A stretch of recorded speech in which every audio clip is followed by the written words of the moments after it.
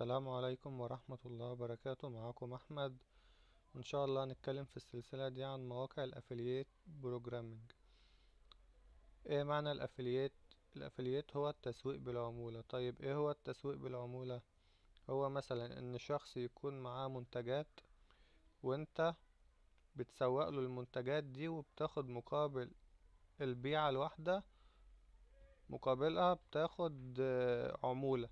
معنى العمولة إن مثلا الموقع مثلا في موقع مثلا بيبيع منتج ب175 جنيه مثلا، انت بتاخد مثلا عمولتك 40 جنيه على البيعة دي.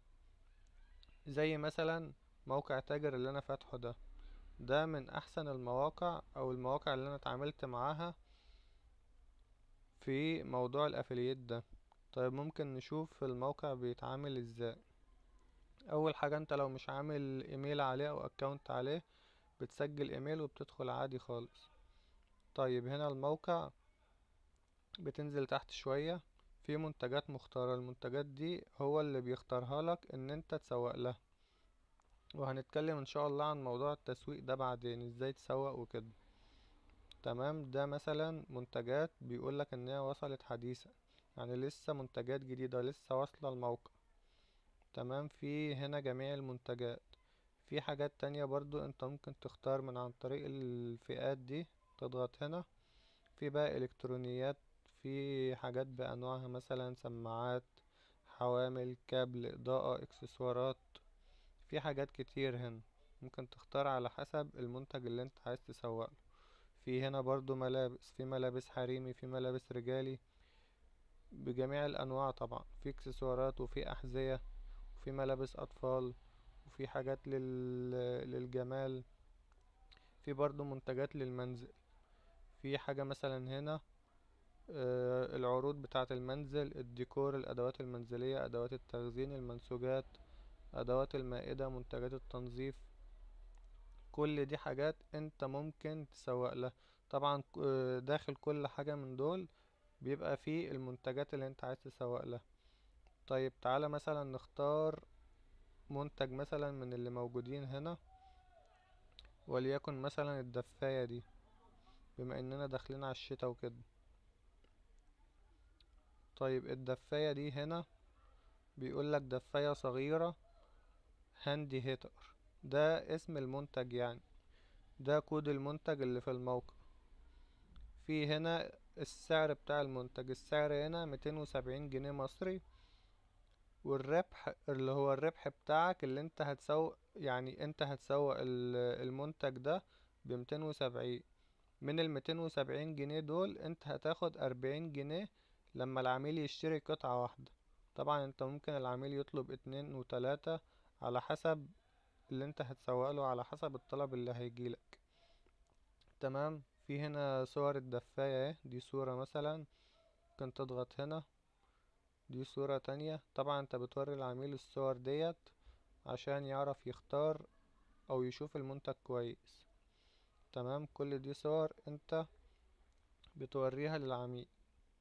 طيب ننزل تحت شوية كده، في هنا تحميل جميع صور وفيديوهات المنتج على جهازك. هنا بتحمل الصور دي كلها على جهازك، يا اما ممكن تاخد صورة صورة وتنزلها انت على جهازك، مش لازم تضغط هنا. تمام. في هنا بقى عشان لو انت مثلا ما عندكش خبرة في التسويق او حاجة، ممكن تشرح المنتج ازاي وكده. هنا مديلك برضو شرح له. بيقولك مثلا هنا مع دفاية صغيرة هتدفى، يعني هتدفى لانها سريعة وسهلة التسخين في اي مكان. دي حاجة انت ممكن تحطها كعنوان العرض بتاعك للعملاء اللي انت بتسوق لهم، او اللي هم هيشتروا منك، اللي هيشوفوا يعني الاعلان بتاعك. هنا في تفاصيل المنتج. التفاصيل بقى هنا ممكن يكون في حاجات كتير. موجود مثلا المميزات، بيقولك شاشة ديجيتال بيظهر فيها مش عارف ايه. في مميزات كتير. وهنا برضو الوصف، الوصف مثلا الموديل كذا، الجهد، التردد، بيديلك مواصفات المنتج بالتفصيل. محتوى العبوة، بيقولك العبوة مثلا فيها 1 دفاية، وموجود معاها ريموت كنترول كمان. تمام. يبقى انت كده عرفت المنتج ازاي بتعرف الحاجات بتاعته، وازاي هتتكلم مع العميل بتاعك. لو قالك مثلا المنتج ده مواصفاته ايه، انت بتديله الوصف ده. لو قالك مثلا مميزاته ايه، انت بتديله المميزات. وطبعا يفضل ان انت تكون كاتبها في العرض بتاعك، عشان ما تاخدش وقت من العميل، واول ما يجي يكلمك يعني يشتري منك على طول. تمام. السعر ده طبعا، سعر العمولة ده انت ممكن تزوده زي ما انت عايز. يعني مثلا انت هنا طبعا هتزود على سعر المنتج 270 مثلا، انت ممكن تبيعه ب300، وممكن تبيعه ب280، ممكن تبيعه زي ما هو على حسب، وممكن تزود العمولة بتاعتك دي برضو. تمام. هنا ممكن تختار اكتر من منتج على حسب الطلبات اللي جايالك. وهنا ممكن ايه، ممكن مثلا تحطها في الكتالوج، بحيث انك لما ترجع لها تاني، زي ما انا ما هنا حاطط في المفضلة، يعني كأنها مفضلة، بترجع المنتجات اللي موجودة في المفضلة تاني. تمام. ممكن هنا برضو تبحث عن المنتجات اللي انت عايزها. انت مثلا بتدور على شنطة عايز تسوق لها، فبتكتب كلمة شنطة. هنا مثلا بتكتب كلمة شنطة، هيجيلك جميع الشنط اللي موجودة في الموقع. هنا مثلا شنطة ميدالية. وبرضو تخلي بالك لو مثلا هنا مفيش عمولة، اعرف ان المنتج مش موجود. هنا مثلا شنطة ب230 جنيه، وده اقل ربح فيها 40 جنيه، اللي هي عمولتك يعني ال40 جنيه. تمام. في حاجات كتير بقى انت ممكن ايه تتصفح يعني كده براحتك. طبعا انت ممكن ايه، تعالى نرجع تاني كده. ممكن هنا لو عندك شكوى مثلا او مقترح، هنا بتقدم شكوى، اي شكوى جايالك من عميل مثلا، او اي حاجة جاتلك من الموقع، حاجة مثلا ما تسلمتش او حاجة اتأخرت او ايا كان، بتضغط على شكوى وبتعمل التالي، وبيقولك ايه سبب الشكوى. بتختار هنا السبب اللي انت عايزه، وبتكتب له هنا اللي انت عايزه وبعدين تعمل ارسال. طيب لو عندك مثلا ايه مقترح، انت عايز مثلا تخلي الموقع يحسن من نفسه شوية، بتختار كلمة مقترح، ويقولك اختار الحاجة مثلا اللي انت عايز تقترحها علينا.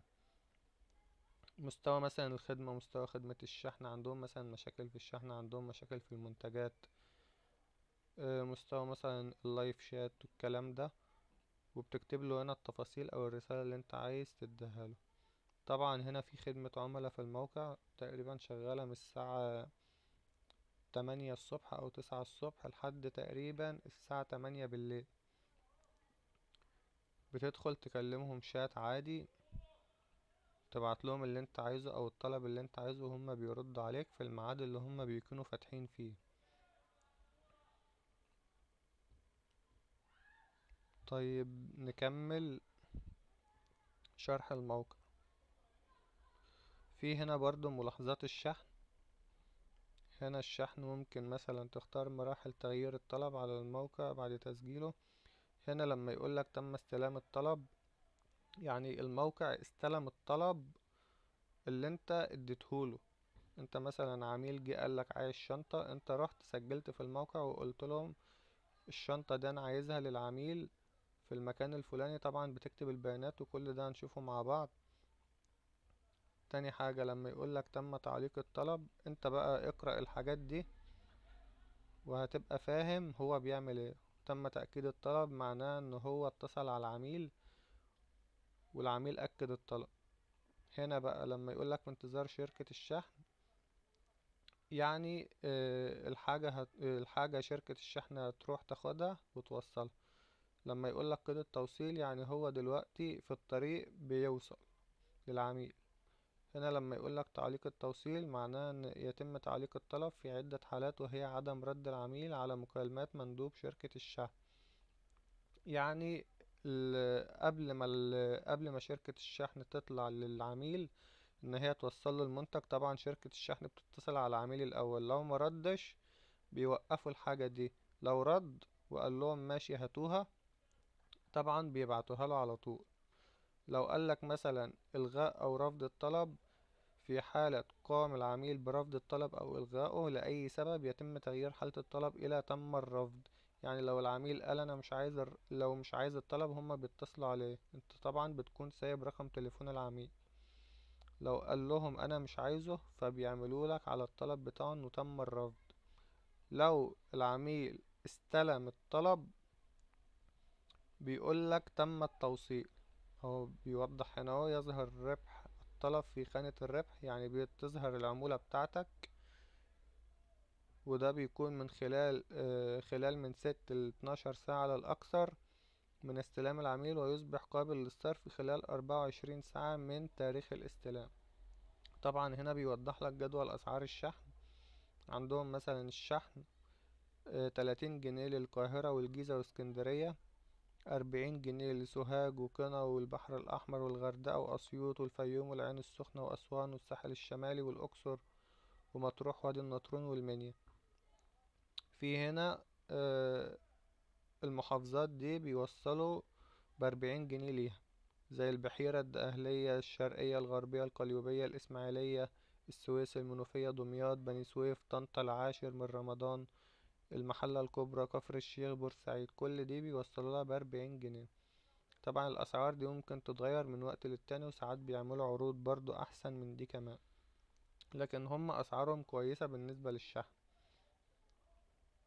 تمام. هنا سياسة الاسترجاع والاستبدال والاستكمال انت ممكن تقراها لو مثلا العميل عايز يستبدل او يسترجع حاجة.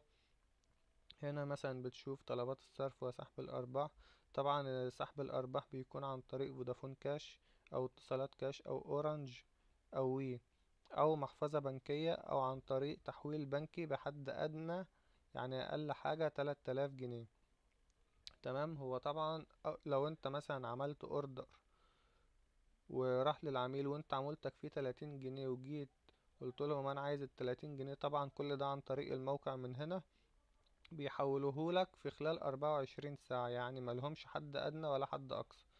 انت العمولة اللي انت بتعملها حتى لو 5 جنيه هما بيحولوها لك على طول، وده من خلال تعاملي معاهم. انا اتعاملت معاهم في الحاجات دي، يعني نسبة التوصيل بتاعهم واستلام العمولات دي كويسة عند الموقع ده.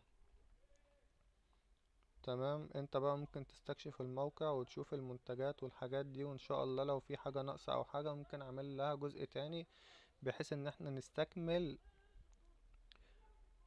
كل حاجة عن الموقع ده. وان شاء الله هننزل مواقع كمان بحيث انك ما تكتفيش بالمنتجات اللي هنا. يعني مثلا لو انت المنتجات اللي في الموقع ده مش عاجباك، او في مثلا حاجة تانية انت بتدور عليها، انا هقولك على مواقع تانية انت ازاي ممكن هقولك على مواقع تانية ممكن يكون فيها منتجات تكون مناسبة بالنسبة لك، أفضل من اللي موجودة هنا.